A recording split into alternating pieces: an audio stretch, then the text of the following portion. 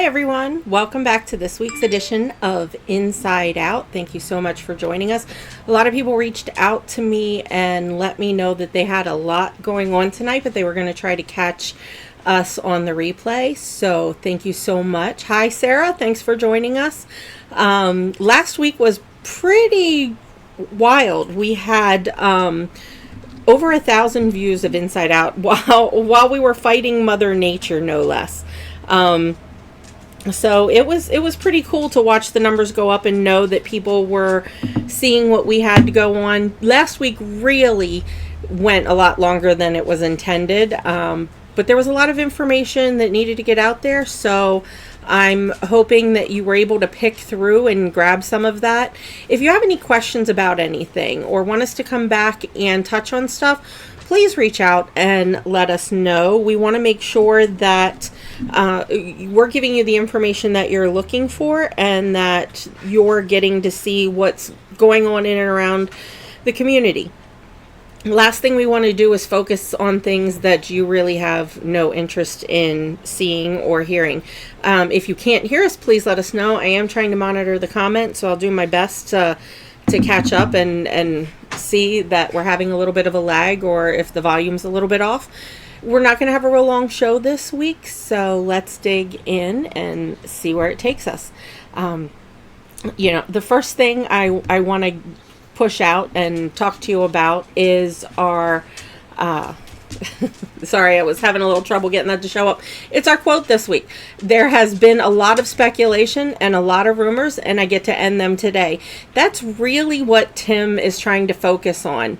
We are not trying to cause trouble. We're not trying to stir the pot in a negative way. It's addressing things in a factual manner as much as possible when it comes to the things that are being put out there or not being put out there. There's a lot of information, and today we're going to focus on some of that questions and answers. So if you're catching us and you have a question, I have 3 main points that I want to go back and visit, but sorry for the glasses being down.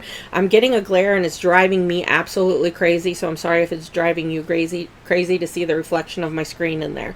I'll work on trying to fix that. But, let's go on to what's going on in McSherrystown, and hopefully we can address some of the things that I've heard since the last show that have come up. First thing, there is 70 days until the general election, so we're just a little over 2 months at this point. The candidates are doing their best to get out there and to talk to people and, really represent what's going on. So if you haven't talked to them yet, if you haven't reached out with them yet, if you don't know what's going on and maybe you're like, oh, I want to catch up with, I don't know anything about George, or I don't know anything about Bill, or I remember Mark from high school, but I haven't talked to him in a long time. Really, the days are counting down. Reach out to these guys. They want to talk to you, and lady. They want to reach out and see what's going on, see what's important to you, and figure out ways to address things proactively and tell you why for themselves they're running for council. Hi, B. Thanks for joining us. So, make it a point to get out and get to know your candidates. I know they're trying to get out and get to know you and reach out. Bill last night was down at the K. He goes there. He tries to go every Monday night for Rosary. Doesn't always hit there, but I know there's other places that the other candidates go and they're accessible. You can reach them on Facebook. If you know them, reach out to them directly. But it's a good way to get to know your candidates. Let's get on with the questions and answers. There's been a lot of things this week that have come at me, and I don't want to get into too many details because we want to try and keep this episode a little shorter this week. One of them has been a mailing that has gone out, a map and a document mailed out, and some people said they had them delivered with no postmark for an alternative route for the Eisenhower extension bypass. And I am going to touch on that a little bit in one of the segments coming forward. But I wanted to answer some of those questions that were posed to me. If you don't know what I'm talking about, it was a map. It was a 3-page document, double-sided. No, Tim is not going to put it out, and I'll explain to you why in a few minutes. But it proposed a route basically like the circuit in York, making Main Street one way coming up towards Hardee's and making North Street one way going towards Food Lion. No, this is not an official PennDOT proposal. Hi, Jennifer. How are you doing? Thanks for joining us. The proposal that's going out in the mail is not at all a PennDOT proposal. It is something that an individual put out there, and, you know, they're suggesting it as an alternative.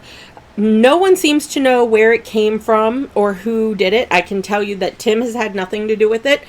And one of the reasons we haven't, Bill or I, we haven't received one at our house, so we didn't see a postmark.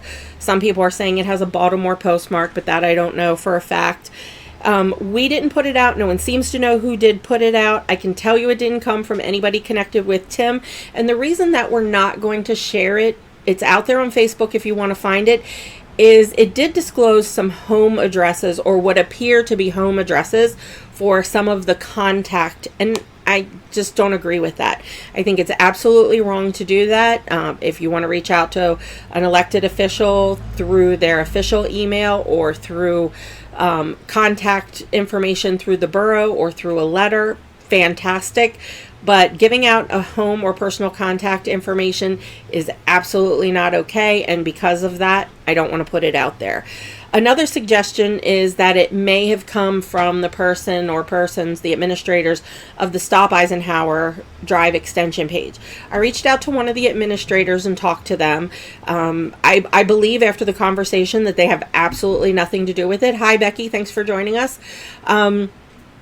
So they were a little upset about what they didn't see it until I shared it with them privately, and they looked over it. They were not happy about what they saw.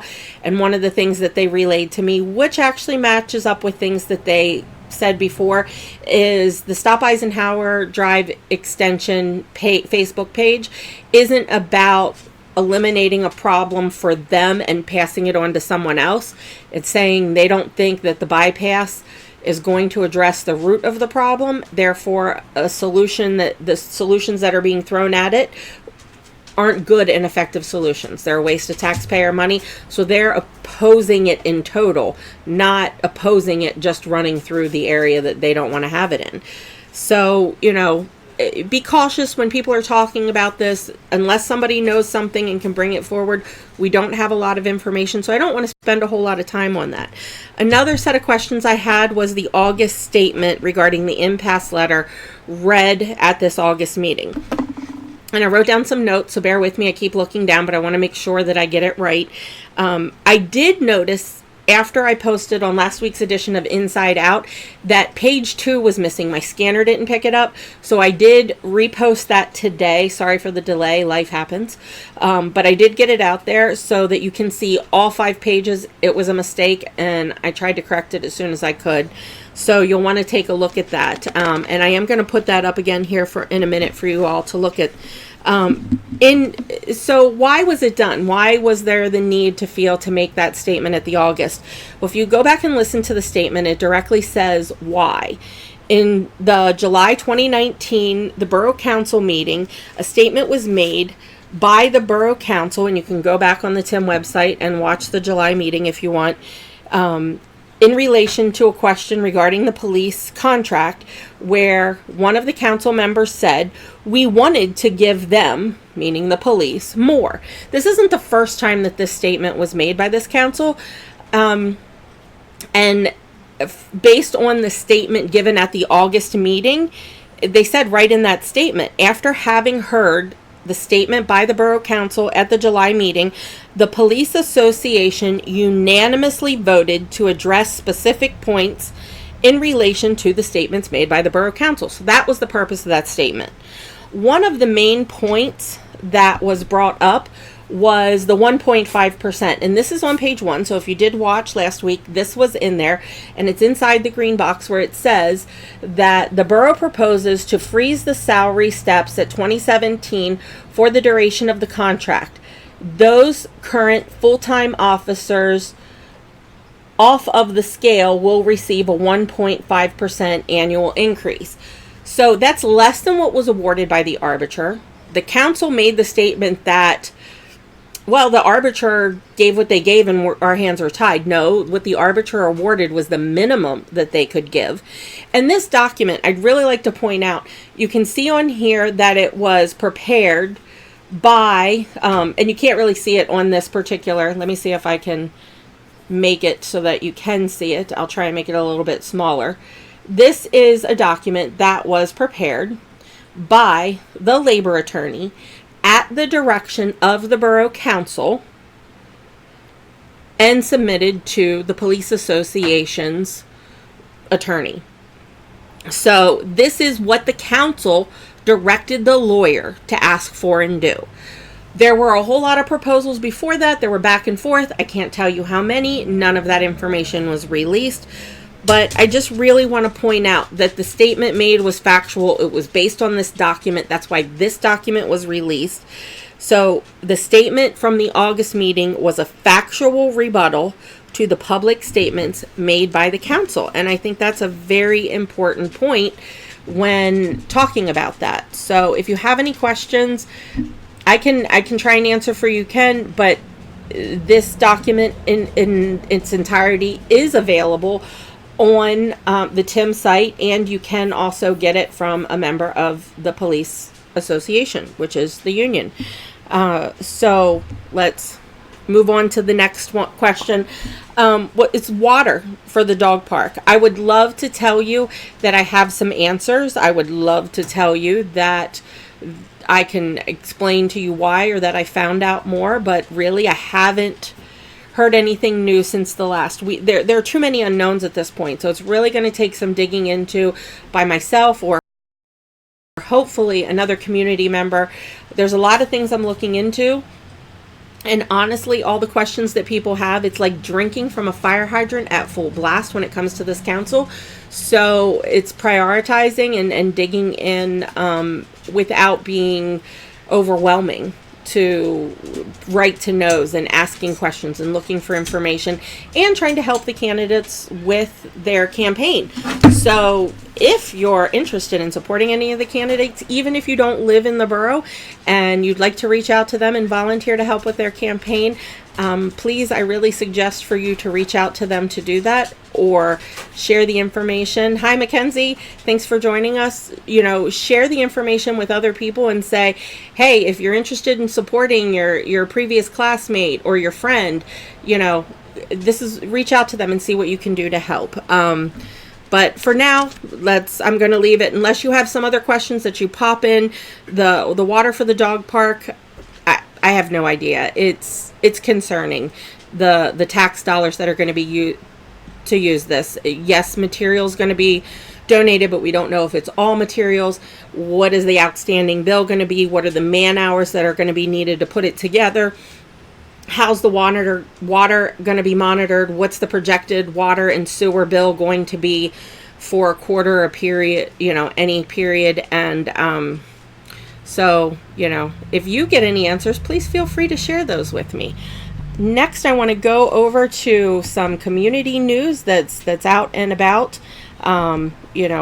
It's really about the Eisenhower Drive Extension Project.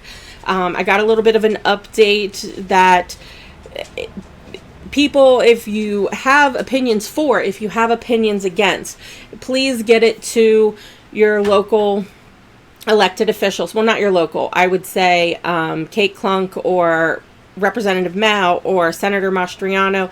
Senator Mastriano has been working with Kate Klunk's office from posts that he's made previously and conversations on Facebook that I've had with him.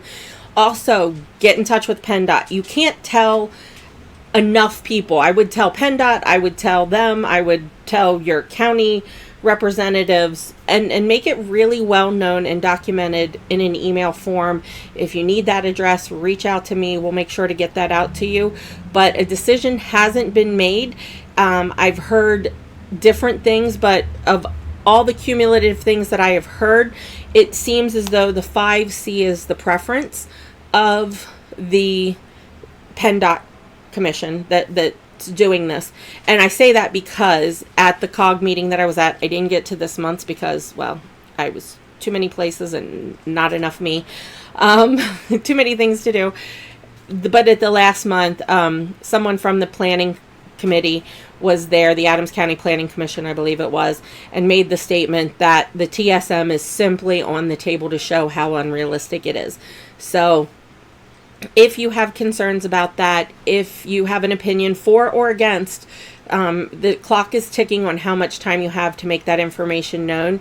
So, I encourage you to please do that if it is of interest to you. And if you need more information about that, reach out and we'll try and get you that information or point you in to the next step. Really, unless you have something that you wanted to know, questions you wanted to ask, that's kind of all we're doing for this week. I know that's really short and uncharacteristic, but I just wanted to make sure that I answered some of those questions. I do have down below on the scroll, the September 11th is the next Borough Council meeting. I strongly encourage you, if you are at all interested in what's going on, to please try to attend. We will try to live stream it. I know last month that also, or in August, that had over 600 views and it's still ticking views. You can't know enough when it comes to going into the booth on November 6th, I believe it is, to cast your ballot. Whether you're voting here in McSherrystown, Conawago, Hanover, Penn Township, no matter where you're watching and you're voting, please try to get as much information as you can. There's a lot of people out there who have the information and want to help get it to you. So reach out to your resources. And please, after the show's over, this will be posted. Share it with your friends and ask them, hey, have you seen this? Go back and watch some of the other episodes. We are going to be on next Tuesday after the Labor Day holiday. Hopefully I'll be well rested, and though that's kind of up for debate. The chili cook-off is that Sunday, and I will be helping there. I believe Bill is intending to be there. I don't know if any of the other candidates are going to be visiting or out and about, but try to stop out over to the Fat Chuck Chili booth, and you can check out and see, talk to the candidates, anybody who might be there, or if you catch them around. Like I said, the next meeting, September 11th. And if you don't have any questions, we're going to wrap it up there this week, folks. And we'll see you back next week. Short and sweet. I don't think we've ever been this short unless we've, been kicked off the air because Facebook didn't like us. But thank you again for joining us. Good night. God bless. And we'll see you next week. Until then, have a good weekend and a happy Labor Day. Bye.